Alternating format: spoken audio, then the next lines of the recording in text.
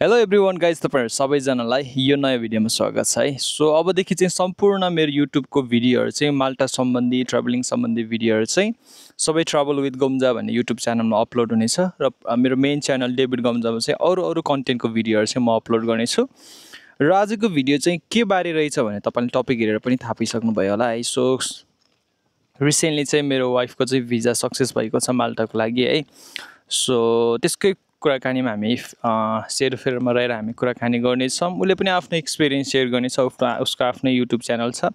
So उसले नै आफ्नो एक्सपिरियन्सहरू सेयर गर्नेछ, के कति टाइम लाग्यो, कसरी एप्लाई गर्यो, धेरै कुराहरू होइन। सो उसले पनि सेयर गर्नेछ अनि कतिचोटि ट्राई गरेँ, सबै कुराहरू सेयर गर्नेछ है। यो भिडियोमा चाहिँ विशेष गरी अनि कसरी उसले चाहिँ एप्लाई गर्यो, कति टाइम लाग्यो पर्मिट आउनको लागि, कति टाइम लाग्यो भिजा आउनको लागि है। सो नर्मल यो कुराहरू सेयर गर्ने छ, के डकुमेन्टहरू बुझाउनु पर्दो रहेछ होइन, कतिको पेसेन्स हुनु पर्दो रहेछ है, सबै कुराहरू चाहिँ उसले सेयर गर्ने छ। करेन्टली चाहिँ म नेपालमा आएको छु है। अनि तपाईँले ब्याकग्राउन्ड हेरेर पनि थाहा पाइराख्नु भएको होला, हामी चाहिँ गाउँको तल्लो भागतिर यो हाम्रो खेतबारीको तलतिर छौँ है। अनि यो एकदमै शीतल हावा आउने सरर, हामी जङ्गलको तल्लो, हामी यस्तो मान्छेहरू गाउँतिर चाहिँ भारी बिसाउनका लागि बस्ने चौतारीमा हामी बसिरहेको छौँ र एकदम शीतल छ यो ठाउँ। अनि हामी कुराकानी गर्नेछौँ है। सो म मेरो वाइफलाई यो माइक दिनेछु अनि उसले चाहिँ आफ्नो कुराहरूलाई सेयर गर्नेछ होइन। पर्मिट आउनको लागि विशेष गरी ध्यान दियो, पर्मिट कसरी एप्लाई गर्यो होइन, कति समय लाग्यो पर्मिट आउनको लागि, पर्मिट आएपछि के गर्यो र भिजा आउनको लागि के कति समय लाग्यो है। सो यो कुराहरू भन्नु होला। खर्च त अब मैले मेरो थ्रुबाट गरेको कारणले गर्दाखेरि खर्चहरू चाहिँ बनिराख्नु पर्दैन, बट आफ्नो काम चाहिँ कसरी भयो यो कुरा चाहिँ उसले सेयर गर्नेछ साथीहरू है। ल थ्याङ्क यू बेबी। मेरो काम चाहिँ खासै मैले चाहिँ के पनि गरेको होइन, सबै मेरो हस्बेन्डले नै गर्नुभएको। मैले त्यस्तो गाह्रो के पनि झेल्नु परेन। जस्ट मेरो काम चाहिँ जस्ट भिएफएक्समा जाने अनि सब्मिट गर्ने हो, त्यति चाहिँ मैले दुःख उठाएको हो। अरू सबै मेरो हस्बेन्डले गर्नुभएको हो। अनि के अरे सुरुमा चाहिँ अनि मेरो पर्मिट आउन चाहिँ लगभग 1.5 महिना जति लाग्यो। 1.5 महिना नहुँदै मेरो पर्मिट आयो, अलि चाँडै नै आयो। अनि पर्मिट आइसके पछाडि चाहिँ अपोइन्टमेन्ट लिन अलिकति ढिलो भयो। लगभग अपोइन्टमेन्ट चाहिँ मेरो लगभग 1 महिना जति लाग्यो। अनि त्यो 1 महिना भइसके पछाडि जब सबै डकुमेन्टहरू प्रिपेयर गरेँ अनि सबै डकुमेन्टहरू प्रिपेयर गरिसके पछाडि चाहिँ ठ्याक्क मेरो 2 मन्थ लाग्यो भिसा थाहा पाउनको लागि, कि लाग्यो कि लागेन भनेर चाहिँ 2 महिना पछाडि चाहिँ मेरो ठ्याक्क 60 डेजमा चाहिँ मेरो भिसा आएको हो। अनि त्यतिखेर चाहिँ सक्सेस भएको रहेछ। अनि बिचमा चाहिँ डकुमेन्टहरू धेरै गर्नु पर्थ्यो अनि त्यसमा चाहिँ सबै मेरो हस्बेन्डले नै गर्नुभएको हो, त्यही भएर त्यति साह्रो चाहिँ छैन।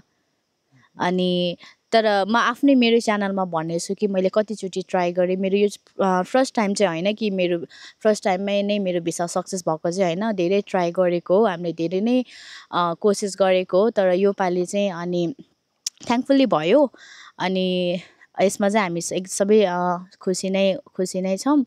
अनि पर्मिट चाहिँ मैले भने त 1.5 महिना जति मैले सुरुमै भनेको, पर्मिट चाहिँ 1.5 महिना जति लाग्यो। जस्ट यसपालि चाहिँ मेरो काम चाहिँ 7 देखि 8 महिना भरिमा मेरो काम बन्यो। अनि यसपालि चाहिँ अलिकति चाँडै नै भयो। अनि सबै उता मेरो हस्बेन्डले चाहिँ उता कम्पनी खोज्ने साथीभाइहरूसँग मिलेर सबै उहाँ आफैले काम गर्नुभएको हो।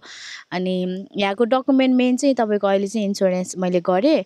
अनि त्यस पछाडि मेडिकल, पुलिस रिपोर्टहरू अनि त्यस्तो। अनि मैले चाहिँ अरू खासै डकुमेन्ट चाहिँ हालेको थिएन, एकाडेमिक हालेको। अनि मैले पुलिस रिपोर्टहरू, त्यस पछाडि इन्सुरेन्स, अनि त्यस पछाडि उता कम्पनीको डकुमेन्टहरू हो।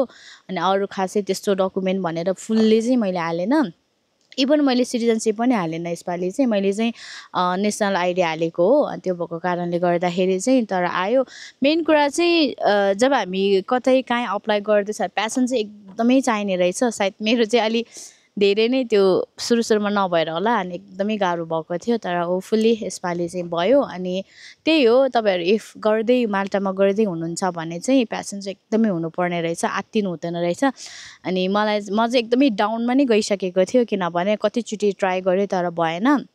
तर मेरो एकदमै मोटिभेट चाहिँ मेरो हस्बेन्ड हुनुहुन्थ्यो। अनि उहाँले चाहिँ पर्दैन भन्दाखेरि नि उहाँले गरिराख्नु भयो। अनि अब चाहिँ यसपालि चाहिँ अनि भयो। त्यही हो, मेरो यसपालि चाहिँ 7 देखि 8 महिना भरिमा मेरो काम बन्यो अनि त्यस पछाडि यसपालि चाहिँ सबै कामहरू अलि चाँडचाँडा नै भयो अरू चाहिँ म सबै मेरोमै भन्छु सुरुदेखि नै अहिले तपाईँको मात्र thank you baby so almost चाहिँ अब त्यही हो कुराकानी चाहिँ है अनि सबै कुराहरू मैले उता खोजेको थियो कम्पनीहरू पनि मैले नै साथीभाइहरूलाई भनेर होइन एजेन्सीको थ्रुबाट एप्लाई गरेको उसको चाहिँ विशेष गरी मैले नामहरू खुलाएन है सो एजेन्सीको थ्रुबाट एप्लाई गरेको थियो सबै कामहरू मैले नै उता गरिरहेको थियो पर्मिट अलमोस्ट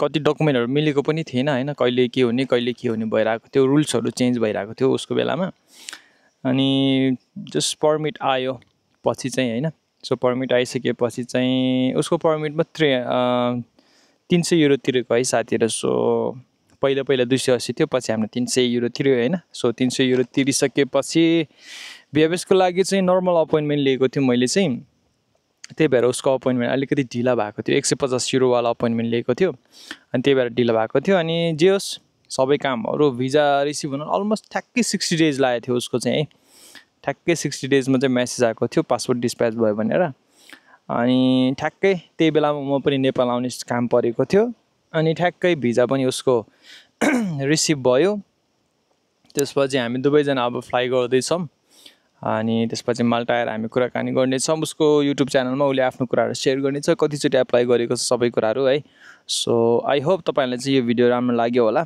यदि तपाईँहरू पनि कोही एप्लाई गर्दै हुनुहुन्छ भने आफ्नो पार्टनरको लागि आफ्नो चाहिँ होइन फ्यामिलीको लागि गर्दै हुनुहुन्छ भने चाहिँ एकैचोटि भएन भने पनि त्यस्तो चिन्ता नगर्नु होला कोसिस गर्दै गर्नुहोस् ट्राई गर्दै गर्नुहोस् होइन सो बिस्तारै सबै कामहरू प्रोसेसमा गर्दै गएपछि तपाईँको कामहरू सक्सेस हुन्छ सो आई होप तपाईँहरूलाई यो भिडियो मन पर्यो होला इनकेस मन पर्यो भने चाहिँ लाइक सेयर गर्न सक्नुहुनेछ केही कुराहरू सोध्नु छ भने पनि कमेन्टमा तपाईँहरूले चाहिँ राखेर सोध्न सक्नुहुनेछ है सो हामी नेक्स्ट भिडियोमा भेट्नेछौँ तपाईँहरू सबैजनालाई धेरै धन्यवाद